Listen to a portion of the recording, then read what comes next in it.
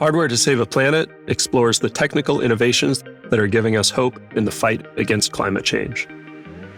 Each episode focuses on a specific climate challenge and explores an emerging physical technology solution with the person bringing it into reality. I'm your host, Dylan Garrett.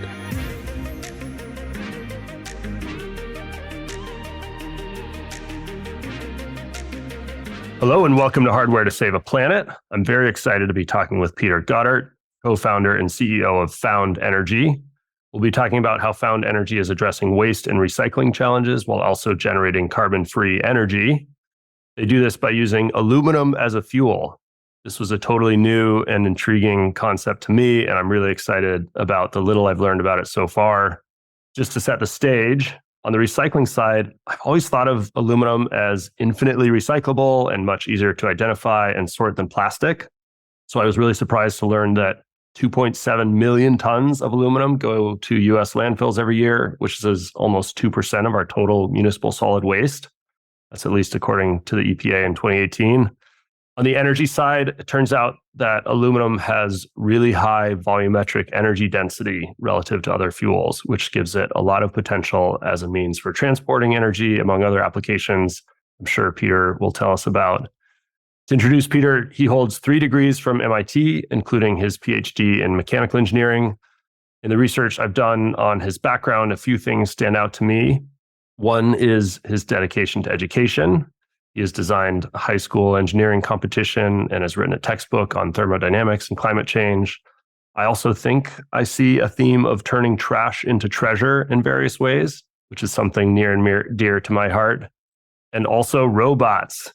Peter has worked on robots for NASA and for carnivals and circuses, and that is just super cool.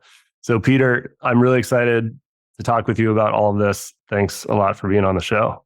Yeah, thanks so much for having me. So I think I got to start with space robots just because that's awesome. You got to.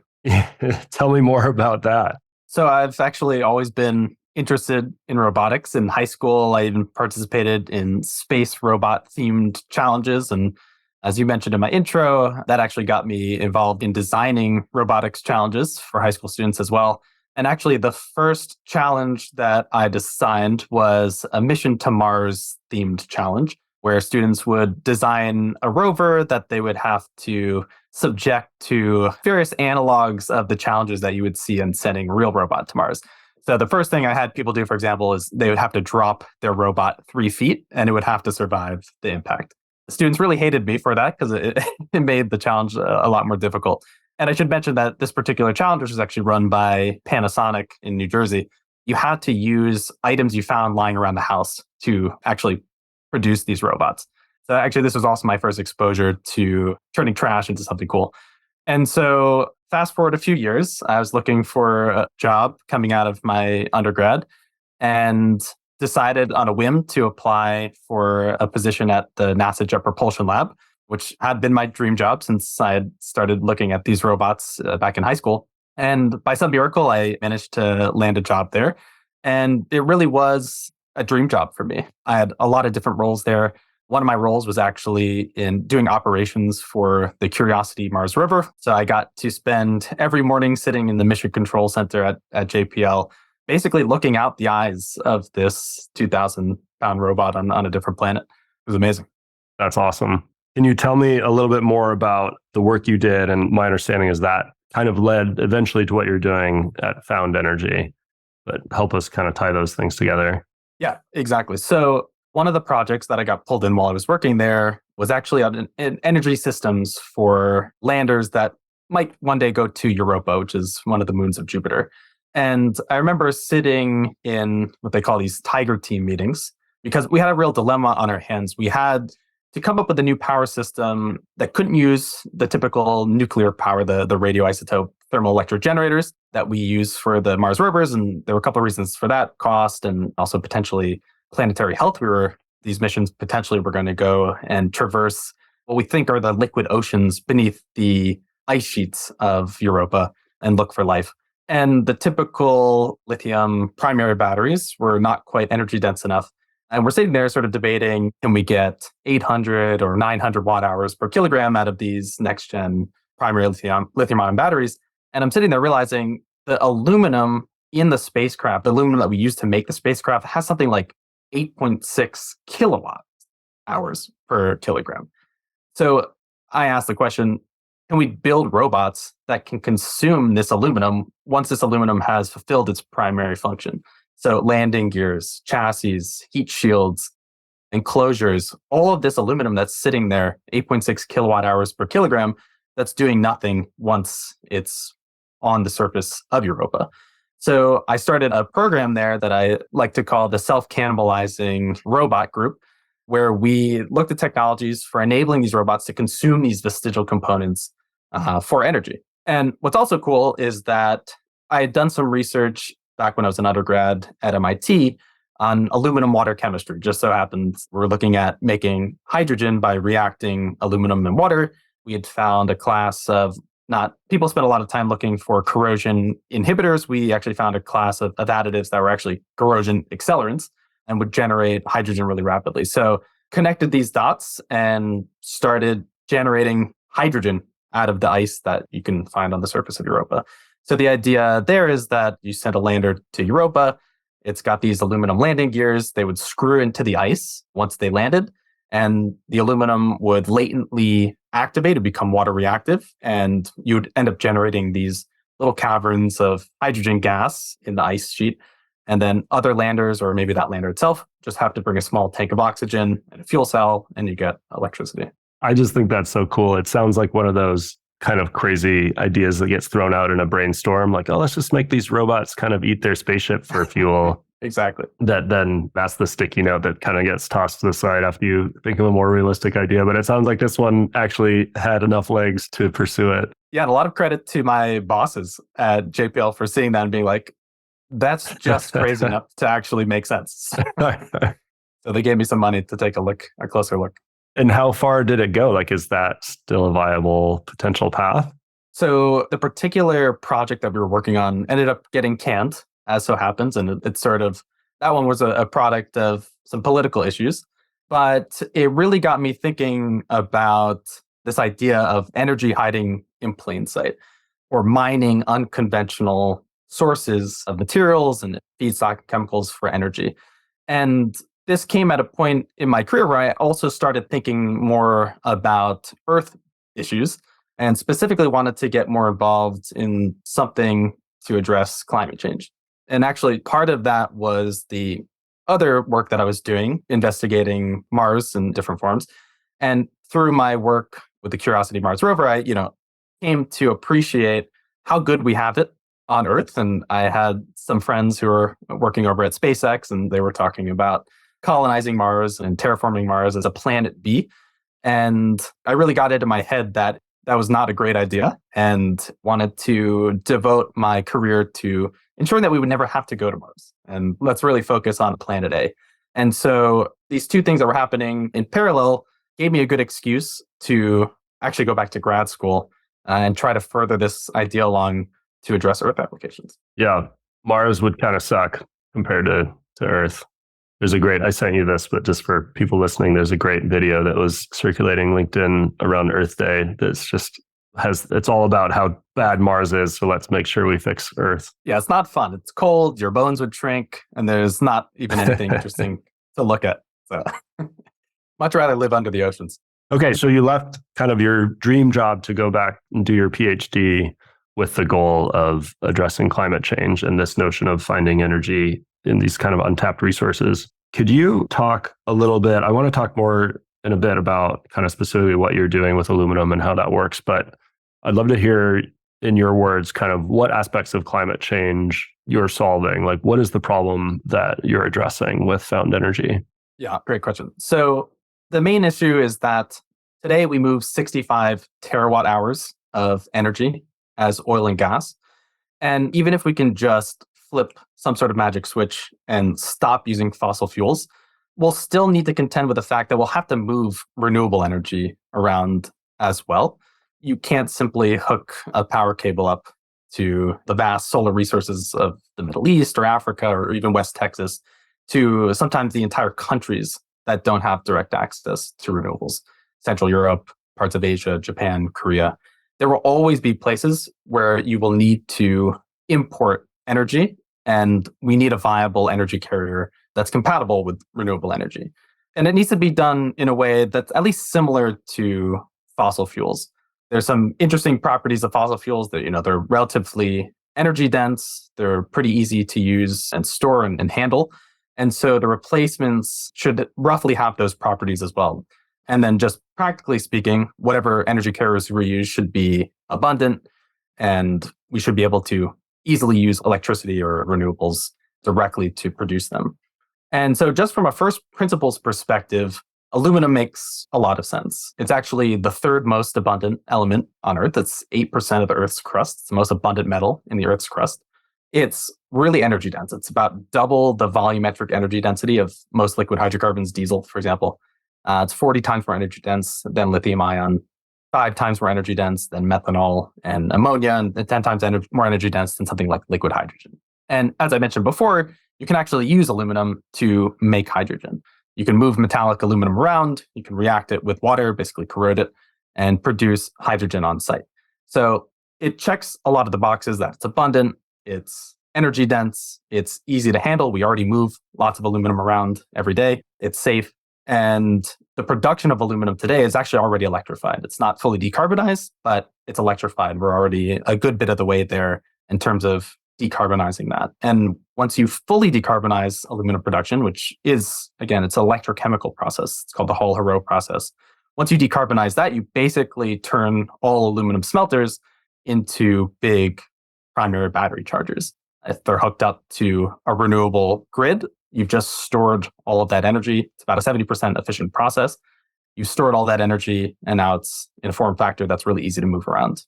The question is, how do you get that energy back out? Right. So I assume, it's not a new idea that aluminum is energy dense in the way you described, but what is it about what you're doing that kind of makes this accessible? Yeah, for over 100 years, we've appreciated the power of aluminum. It was actually used as an additive to rocket fuels in the early 1900s. But the problem with aluminum reactions in general, the idea with most fuels is to get them to undergo some sort of redox reaction to release their stored energy as heat. Or in some cases, you can use a fuel cell and you're able to go directly to electrons. But for most fuels, you're trying to burn them. And in the case of aluminum, you can do this with a variety of oxidizers. Back in the day, they were using nitric acid and all these crazy oxidizers. But the problem with aluminum redox reactions is that they either happen too fast or they happen way too slow. In order to get them to happen at some reasonable rate, they were basically turning aluminum into big metallic pieces of aluminum into powders, which is really energy intensive to make and really, really dangerous to store. They can actually just spontaneously combust and then explode, which is not a great property for a fuel to have. And actually, even with the powders, they were finding that they were getting incomplete combustion of the aluminum. And there's some really great stories of early experiments happening at JPL, actually, where they fired these rocket engines with the aluminum additives, and it just makes everything in the plume's path this shiny metallic covering from all of the unreacted aluminum. So it just chromed everything out. And so on the other end of the spectrum, if you want a piece of aluminum that's safe to store, you have to have relatively low surface area to volume ratio. But then it turns out that when you expose aluminum to any sort of oxidizer, air or water, the oxide or the aluminum hydroxide layer that forms on the surface is actually really passivating. It's really good at then stopping that reaction and preventing it from going any further. And so the game there is to remove that oxide layer as quickly as possible. And what we figured out how to do is sort of the best of both worlds, where we can actually start with a big piece of aluminum, meaning low surface area to volume ratio. And big for us means pellets ranging from a centimeter in diameter all the way up to maybe 10 centimeters in diameter, or even think just pieces of aluminum waste you find lying around, bits of internal combustion engines or wheels or roofing material, soda cans. And then we're able to take all of that and apply this coating that causes the aluminum to disintegrate when it's exposed to water.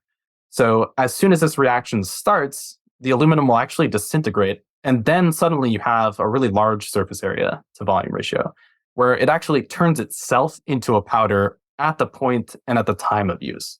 So you can get this controllable reaction rate in that way. And we were able to do this at a power density of around 10 megawatts per kilogram, which is, as far as we know, the highest power density of any stable, controllable aluminum fuel that's ever been produced. Cool.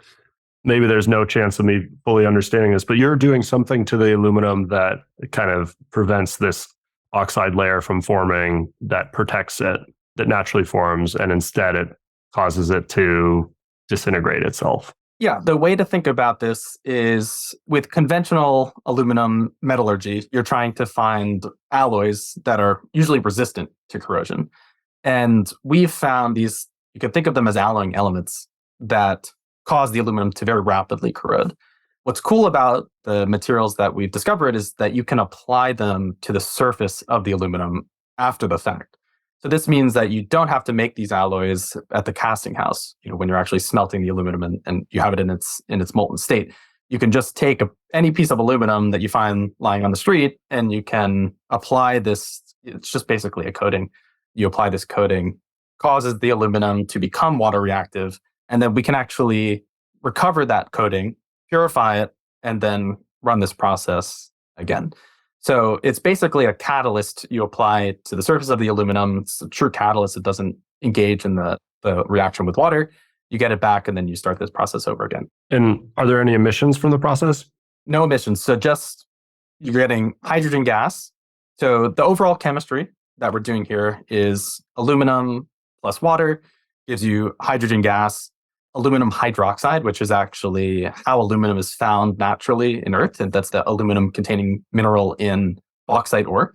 And then this reaction is very exothermic. And because we're doing this in an aqueous environment, you get huge amount of heat release. And that means you get a lot of steam as well. So the direct emissions for us are just hydrogen and steam. And then, of course, whatever you do with hydrogen, you can either combust it or run it through a fuel cell. You're getting water vapor on the outside at the output of that as well. Okay. And then all that you can use to either generate electricity or like carbon-free electricity or use the heat directly in some industrial process or something. Yeah, exactly. Yeah, that's cool. I've talked with other guests on the show about just how hard it is to distribute hydrogen, like how I guess it's really unsafe and challenging to move around.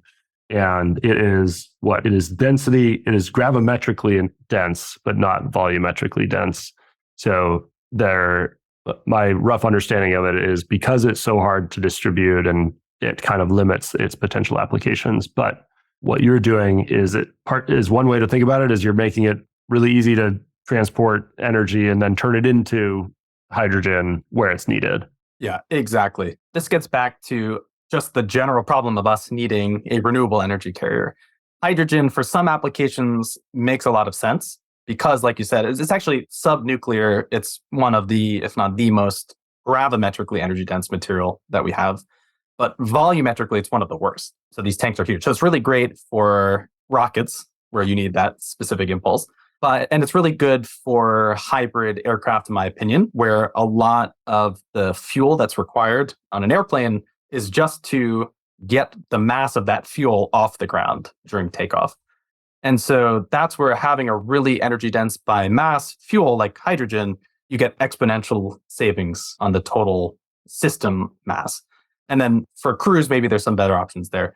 We don't need to get into that. But for basically every other application, the tanks required for hydrogen are just prohibitively large. For an application like maritime shipping, for example, how do we replace heavy fuel oil that's used to propel all of the ships around the world? Doing even liquid hydrogen, you would basically need a second boat that you're towing behind the first boat that's just full of the hydrogen in order to power the first boat. And so it turns out for a lot of these applications, volume is actually more of a limiting factor than mass. So having a volumetrically energy dense fuel like aluminum actually makes a lot more sense. Can we touch just briefly on the kind of recycling challenge or the waste management challenge with aluminum? I was shocked to hear how low a percentage of aluminum we actually recycle today.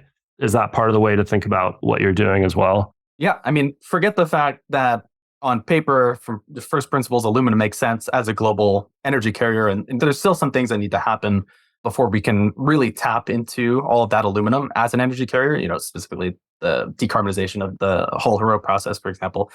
forget that. Today, there is so much energy sitting idle in landfills, in natural ecosystems as aluminum. This is actually the concept of, again, of found energy. This energy is already there. The energy was already put in during the smelting process. And if it's sitting around doing nothing, that's a lot of wasted potential. And so aluminum, people like to think, is infinitely recyclable. And that is true if it was just pure aluminum, or if you very precisely knew what else was in there. When you make an aluminum alloy, you're adding up to 5 or even 10 weight percent of other elements like magnesium and copper and iron and silicon. And changing the composition of an aluminum alloy by even zero 0.1 weight percent will dramatically change the chemical and physical properties of those alloys. So what that means is you can't mix together different alloys and expect to get aluminum that functions the same or even in a predictable way. So practically speaking, the only aluminum that really gets recycled is that aluminum which is really easily identifiable in terms of alloy content. So that's things like used beverage cans. But even a used beverage can is actually comprised of 2 different alloys, a 3000 series and a 5000 series alloy. They get melted down together and they have to get diluted with a small amount of pure aluminum, and they can only make one of those alloys. And then you have to make the other alloy from virgin aluminum. So even a soda can, which is considered to be the most recyclable aluminum feedstock, is not itself 100% recyclable. So a key kind of benefit of your process is that you're alloy agnostic. You can take a mix. Did I get that right? You can take a mix of all of these kind of different aluminum alloys and put them into your process. Yeah, exactly. So actually going into this research now about 10 years ago, our goal was to be able to take in aluminum alloys, even aluminum that just had surface contamination, coatings, dirt, organics, and come up with a process that was not sensitive to any of those other additives. That's exactly where we succeeded. So we can really take in all aluminum alloys. We can take in things with even paint coatings. A used beverage can, for example, has polymer coating on both the outside and the inside. And our process basically ignores that. Our coatings just eat aluminum and leave everything that's not aluminum hanging out for the ride. Okay. So we've talked about a number of different applications. Where do you plan on focusing your business? What do you expect your business model to be, at least initially? Who are your customers and what will you sell to them? Yeah, so there's a lot of work to be done within the aluminum industry itself. Obviously, increasing circularity is a big push, but also decarbonizing everything from mining bauxite to refining the aluminum hydroxide to then calcining that aluminum hydroxide to aluminum oxide, and then getting that aluminum oxide into the various input streams to aluminum smelters. It's used in pharmaceuticals, it's used to make different glasses. And there's a lot of carbon emissions that can be saved by actually replacing a lot of the thermal energy inputs to these different processes, which today mostly come from natural gas or actually coal in some places. And because we're able to make hydrogen gas, it's quite easy to just combust that and use the thermal energy directly to power the calcination process, for example. And what's also cool is that because we're using aluminum waste as a feedstock and producing aluminum hydroxide, we're also reducing some of the need for mined bauxite. And so there's some emission savings associated with that as well. Okay, cool. So aluminum production would take aluminum waste as an input to fuel some of the processes, to provide the heat for some of these processes. Yes, exactly. Okay. What part of all of that would you do, like from a business standpoint? Will you be providing systems to these aluminum manufacturers that will generate energy on site and then they manage kind of the operations of it? Or how does that look? Yeah. So in the short term, we're very much a technology company. We're developing these processes and also building these first of a kind reactors that can use these new chemical processes, these aluminum water reactions. And so because of the high power density, we can make these compact megawatt scale power systems that we can deliver to customers across the aluminum value chain. Now, because we sort of are running a two-ended business here where we're taking in aluminum waste in the short term and then outputting energy in different forms and aluminum hydroxide, for us, it makes the most sense to just start where you either have the aluminum waste or where you need the aluminum hydroxide as an input. And it turns out everyone across both ends of this business need energy. And a lot of that energy is virtually all of it today is fossil based. And so just to save on logistics, we're just focused on folks that fit into one of these two camps. There's a lot of demand for this, we've learned. I want to talk about the reactor itself and just kind of thinking about it as a physical piece of hardware or hardware system. At this point, I understand it as a black box. Aluminum goes in, aluminum and water, I guess, go in, hydrogen, heat, and aluminum hydroxide come out. Can you describe kind of physically what's happening between those steps? Yeah, it's a really fun engineering challenge because we're handling three different phases of material. We have solids going in continuously. We have the aluminum hydroxide coming out, which is basically a gel. So it's like a hydrated sludge. We have gases coming out, and then we have liquid water going in as well. And so getting all of these materials to interact in the right place at the right time and do this continuously without things clogging. And when we're talking about aluminum waste, there's all sorts of other stuff in there that we also have to filter out. And so it just becomes a really interesting materials handling problem. Can you talk about how you're solving some of those material handling challenges? Like, what does that actually end up looking like from a kind of a physical standpoint? So a lot of this is proprietary, so I can't go too deep into the details here, but I can talk a little bit about one of the challenges, which is super interesting, is just the way that this reaction proceeds. We're starting with large pieces of aluminum. That aluminum has to disintegrate. You then get a lot of surface area where the reaction happens really fast. And then as you deplete your aluminum reactant, those reaction rates tailor off. And so you have this typical reaction rate S curve, but with very pronounced features. So the reaction takes a little bit of time to start up, then is super fast and really consistent, and then slows down pretty quickly. And so we have some clever ways of staging this reaction so that you're always getting stable power output, even though you're operating across different parts of this reaction regime for fuel in sort of different places in the reactor. Will it be kind of a continuous process? You have this continuous stream of the solid and the water coming in, and you're able to continuously generate power. Yeah, exactly. Yeah, the dream is to, at a recycling facility, you back up a dump truck, you dump your aluminum waste mixed with all sorts of other junk in there, and you're just getting hydrogen continuously. And then another truck comes and picks up your aluminum hydroxide and ships it out to an aluminum oxide producer. Oh, interesting. Are you saying it could be, I think I read like aluminum is 2% of municipal solid waste or something today. You're not saying just any old kind of landfill truck could dump stuff into your system and you're just going to process the aluminum out of it. So the nice thing is that a lot of waste management facilities already have the technology for separating aluminum from other materials. You can use eddy current sorting, for example. It's very difficult to tell two different aluminum alloys apart, but it's very easy to tell, oh, this is aluminum and not a piece of iron or a piece of plastic.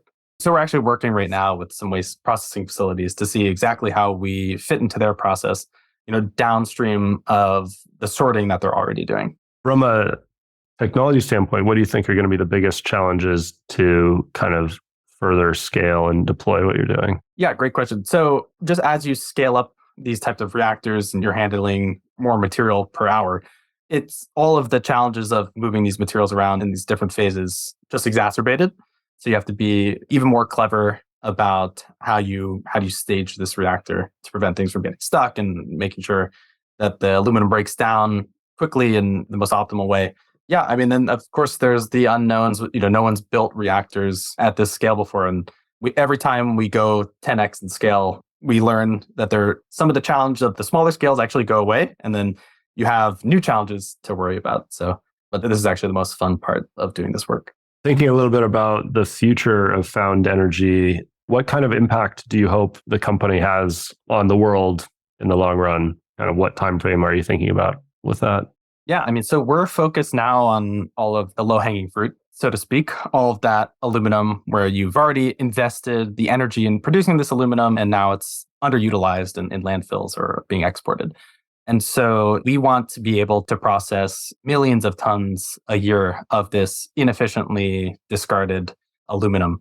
But at the same time, we also want to be starting to work with aluminum smelters and say, hey, if you start producing more low carbon aluminum, we'll actually be a massive customer of yours. We want to massively increase the demand for green aluminum, particularly as an energy carrier.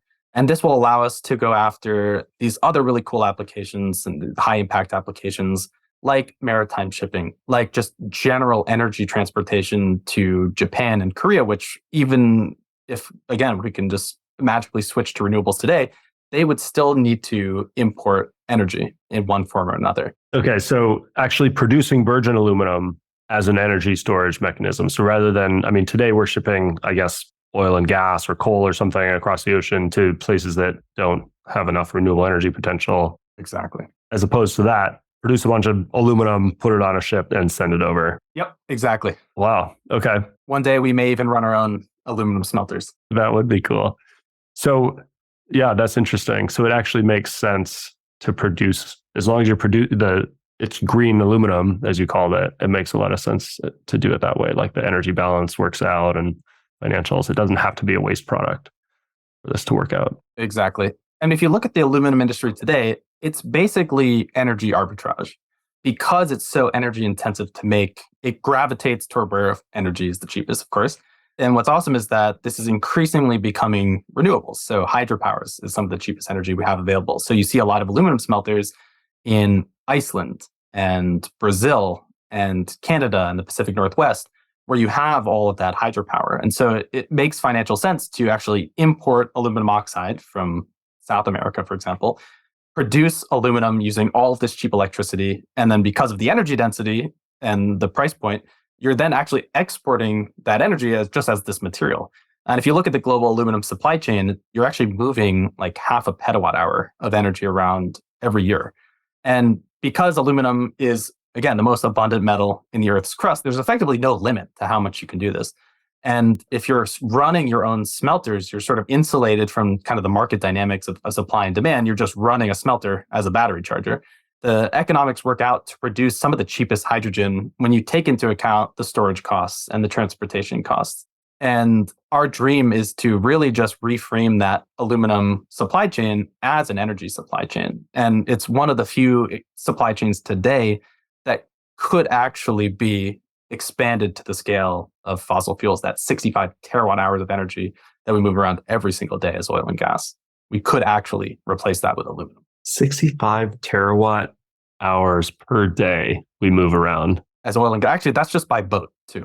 And that's just oil and gas by boat. Yeah, that's insane. I should have looked this up before, but our like total global renewable energy production is on the order of tens of terawatt hours, isn't it?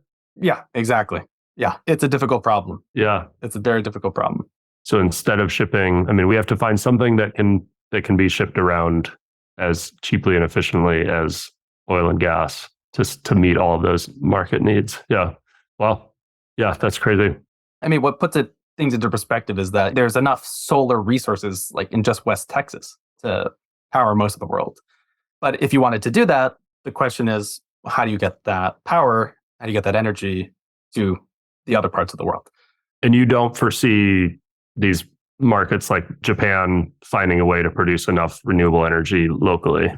So, I mean, they don't seem to think so. I mean, their strategic vision is to produce hydrogen in Australia or the Middle East, turn it into maybe ammonia or methanol or some other energy carrier, and then import that. But they're having a lot of problems with the energy density, the safety, the cost of a lot of these alternatives. Yeah, ammonia, for example, we move a lot of ammonia around today because it's a feedstock chemical for fertilizers, for example, but it's incredibly toxic. And you're restricted in how you can move that around inland and at what scales.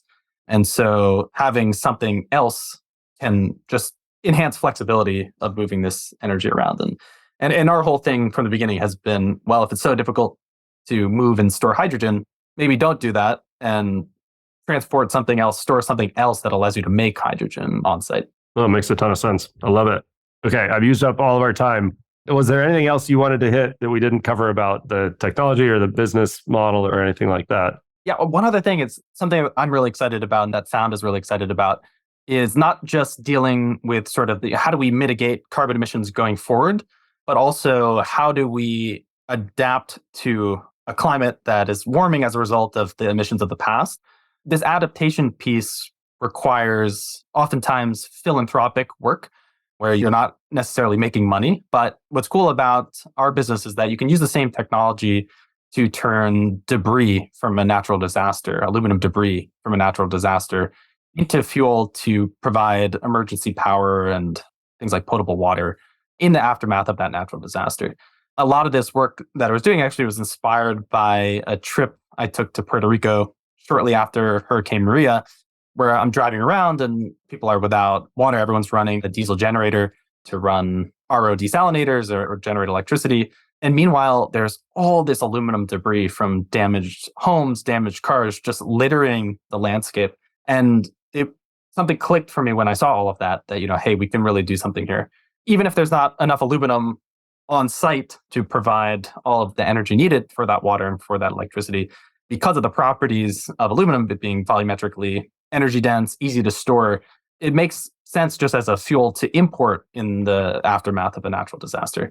You could even stockpile aluminum for decades in places where you might expect there to be an energy deficit because it basically doesn't corrode until we get our hand on it. Oh, wow. Right. Rather than storing energy in some other form. I mean, it's also very safe to store, it sounds like. And yeah, you don't have the kind of degradation over time that batteries do and that kind of thing. Yeah. Yeah. A canister of diesel can actually go bad in a few months if it's not stored correctly. That's very cool.